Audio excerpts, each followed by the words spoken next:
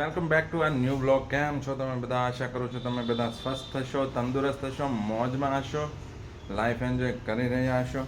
તો જય શ્રી રામ, જય માતાજી, હર હર મહાદેવ, જય શ્રી શંભુ. આપણે વહેલા ઉઠ્યા છીએ કેમ કે થોડી ઘરની સાફ સફાઈ કરવાની છે. ગઈકાલે સાંજે જ પ્રોગ્રામ હતો સાફ સફાઈનો, બટ માથું થોડું દુખતું હતું એટલે વહેલા સૂઈ ગયા હતા, એટલે ઉઠી પણ વહેલા ગયા છીએ.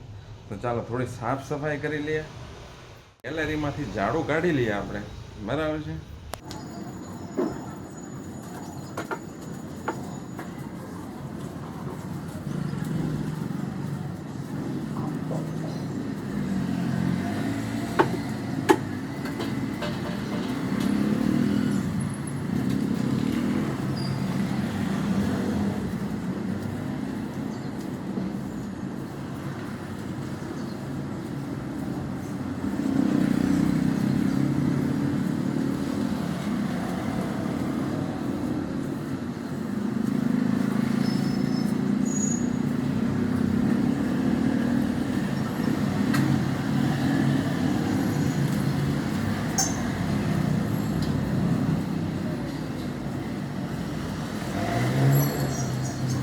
માંથી તો કચરું વાળી લીધું છે. હવે ટાઈમ છે હોલમાંથી કચરું વાળવાનો. રૂમમાંથી ઝાડુ કાઢી લીધું છે આપણે.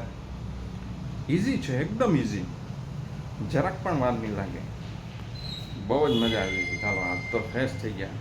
એકદમ ઇઝી છે, બહુ કંઈ ડિફિકલ્ટ નથી આ ઝાડુ પોછાને બધું કરવું. જેન્ટ્સ લોકોને આવું જ સાંભળવું હતું ને. જો પરસેવાના ટીપા જાય છે, પરસેવો વળી ગયો, કમર દુખવા માંડી વાંકા વાંકા. ક્યારેક આપણે કામ કરતા ન હોઈએ ને, આપણે ખુરશી પર બેસીને કામ કરવાનું હોય કોમ્પ્યુટર પર, બીજું તો કંઈ બળવાળું કામ હોય નહીં. સમજો, ચહેરો જો મારો, પરસેવો, આખું ટી શર્ટ પલળી ગયું છે. આટલું ડિફિકલ્ટ છે, બહુ ઇઝી નથી ભાઈ. બધી રૂમમાંથી અને ગેપમાંથી, લોબીમાંથી, બધેથી ઝાડુ કાઢી લીધું. હજી તો પોછા તો બાકી છે. પોતું મારવાનું તો હજી બાકી છે. ખાલી ઝાડુ કાઢ્યું તો આખો પલળી ગયો છે. હવે પોતાનો પ્રોગ્રામ છે ને, પોછું મારવાનો પ્રોગ્રામ સાંજનો રાખવો પડશે. અત્યારે તો મેળ નહીં પડે કેમ કે આખા પલળી ગયા છે. એટલું બધું ઝાડુ તો મેં મારી લાઈફમાં ફર્સ્ટ ટાઈમ કાઢ્યું છે. સફાઈ આટલી તો ફર્સ્ટ ટાઈમ કરી છે.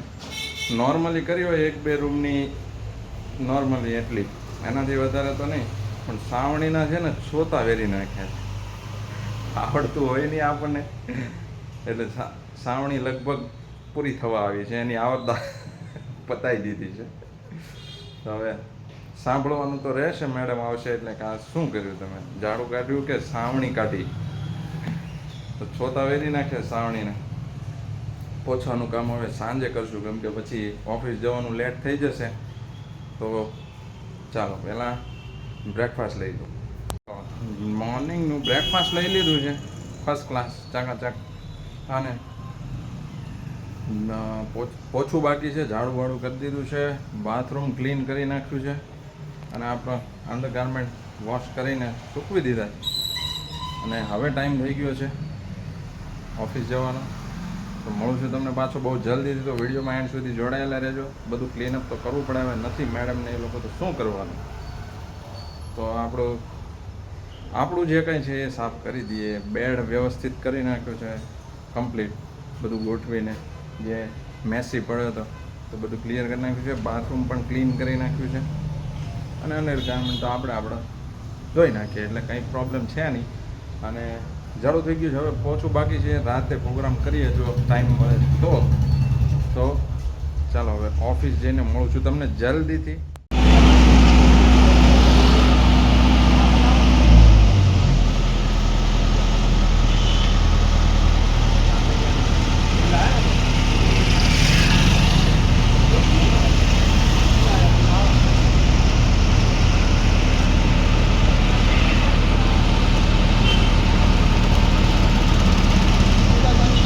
રોડ રસ્તાનું કામ ચાલી રહ્યું છે આપણા ઘર પાસે.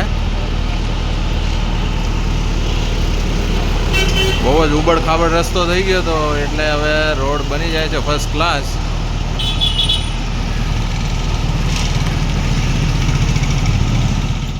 બપોરના 1 આવી ગયા છીએ આપણે ઘરે. લંચ લેવાનો ટાઈમ થઈ ગયો છે, તો ચાલો લંચ લઈ લઈએ. અને આપણે ઘર પાસે રોડ રસ્તાનું કામ પૂરજોશમાં ચાલુ છે. ફર્સ્ટ ક્લાસ નવો રોડ બની જશે વરસાદ આવે એ પહેલાં, કેમ કે થોડું ખોદકામ કરીને લાઈન નાખેલી એટલે રોડ થોડો ઉબડ ખાબડ હતો. હવે ફર્સ્ટ ક્લાસ સ્ટેટ થઈ જશે. તો ચાલો હવે લંચ લઈ લઈએ, પછી મળું તમને પાછું બહુ જલ્દીથી. તો વિડીયોમાં એન્ડ સુધી જોડાયેલા રહેજો. લંચ લઈ લીધું છે, ભાભી આજે બહુ ખવડાવી દીધું. સૂકી ભાજી, ફ્રૂટ સલાડ, મઠ્ઠો, છાશ, પાપડ, રોટલી, કચુંબર, બધું જમાવટ હતી. ખમણ, સેવ ખમણ, ચટણી, જોરદાર. આજે થોડુંક એક તો ગરમી છે અને એમાં વધારે ખવાઈ ગયું છે, તો થોડી તકલીફ તો પડવાની છે. પણ ભરી જેટલું દે ને ભાભી, પછી ડીશમાં હોય એટલે એમ થાય કે હવે ખાઈ જઈએ, પડતું નથી મૂકવું એવું થાય છે. એમાં વધારે ખવાઈ જાય છે ને થોડુંક પેટ વધી ગયું છે. ચાલો એની માટે કંઈક કરીશું. હવે મેડમ છે નહીં એટલે પહેલાં પાંદડાનો રસ હમણાં પીવાતો નથી, પણ આવી જશે એટલે પાછો પાંદડાનો રસ ચાલુ કરી દઈશું. ગરમી આજે છે સખત, એમાં બી ડામરનો રોડ બને છે એટલે ડામર ગરમ ગરમ હોય એની ગરમી બી એટલી લાગે.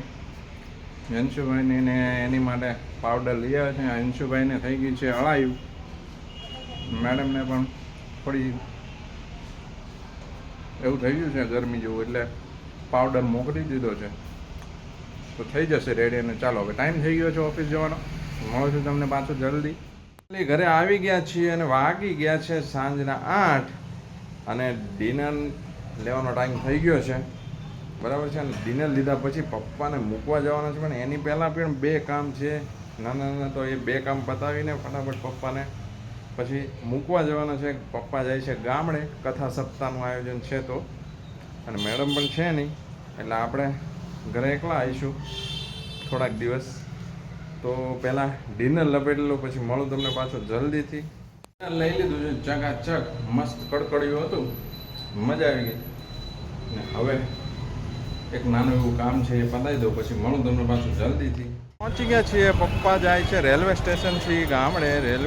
રેલવેમાં જવાના છે, સુરત રેલવે સ્ટેશન.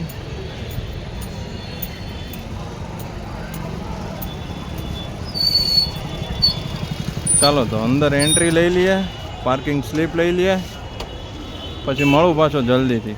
બેસી ગયા છે ટ્રેનમાં. ટ્રેન જઈ રહી છે. એક્ઝેક્ટ ટાઈમ પર પહોંચ્યા. ગાડી આજે વહેલા ઉપડી ગઈ છે, નહીં તો 10 વાગ્યાનો ટાઈમ હતો, પણ 9:30 જ ઉપડી ગઈ છે. તો સારું કર્યું કે 9 વાગે આવી ગયા આપણે. અને હજુ જો કન્સ્ટ્રક્શનનું કામ ચાલુ છે.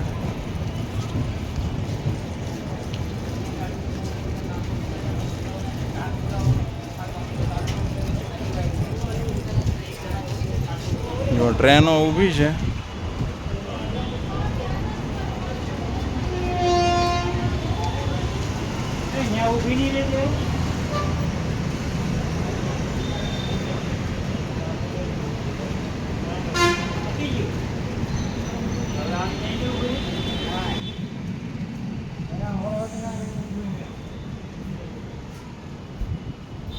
આમ તો ખૂબ જ મોટું છે, પણ ડેવલપમેન્ટ પણ ચાલુ છે, કન્સ્ટ્રક્શન ચાલુ છે.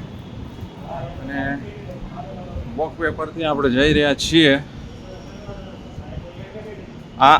આ પ્લેટફોર્મ પર ટ્રાફિક નથી, કેમ કે આ છે ગામડાની સુરત મહુવાની ટ્રેન હતી, એટલે આ પ્લેટફોર્મ પર એટલી ટ્રાફિક નથી. પણ પ્લેટફોર્મ નંબર 1 પર બહુ જ ભીડ છે. રાતના ઓલમોસ્ટ 9:30 પોણા 10 થઈ ગયા છે, પણ પ્લેટફોર્મ નંબર 1 પર લાગતું જ નથી કે રાતના 10 વાગ્યા હોય, એટલી ટ્રાફિક છે.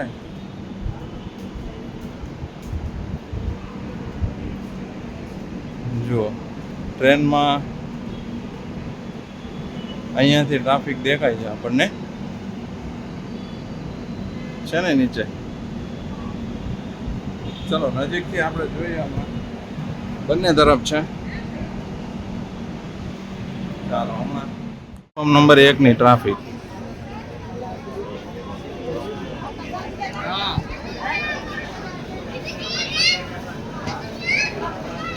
લાગતું જ નથી કે રાતના 10 વાગ્યા હશે. વલસાડ પુરી એસી 3 ટાયર.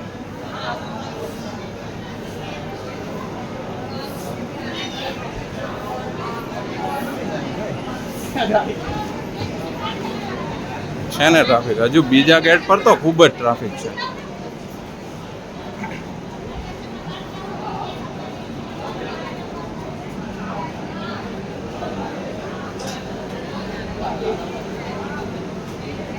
આ છે પ્લેટફોર્મ નંબર 1. પ્લેટફોર્મ નંબર 1 ની ટ્રાફિક.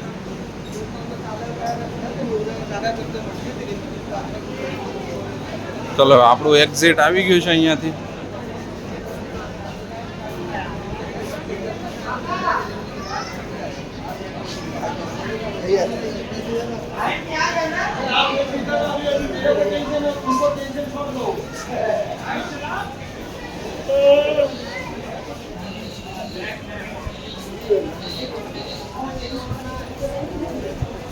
પબ્લિક આવી જ રહ્યું છે હજુ.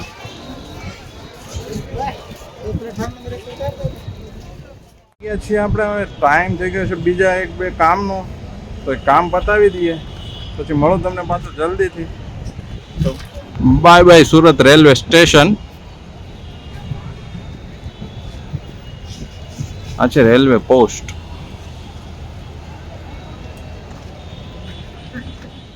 કામ પતાવીને પપ્પાને ટ્રેનમાં બેસાડીને આવી ગયા છીએ આપણે ઘરે.